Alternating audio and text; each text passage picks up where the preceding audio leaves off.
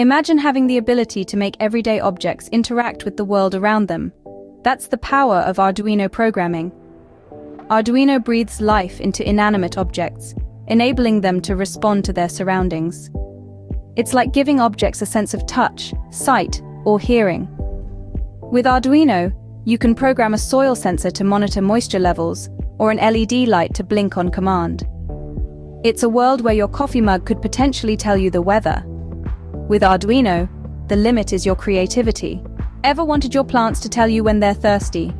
With Arduino, you can make that happen.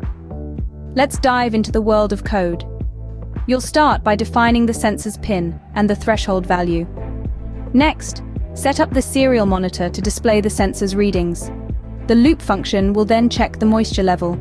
If it's below the threshold, it'll send you a signal. By tweaking these settings, you can cater to different plant types. Now your plants can communicate their needs directly to you thanks to Arduino programming. Light up an LED with a simple Arduino program and watch your world glow. The process is simple. You start by connecting the LED to the Arduino board.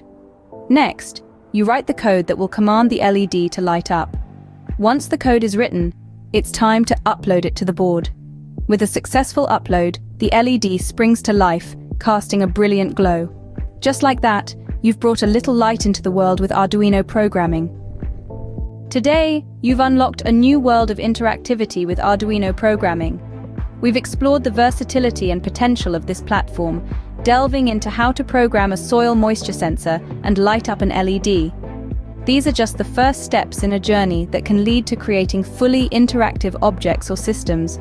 It's all about imagination and the willingness to experiment and learn.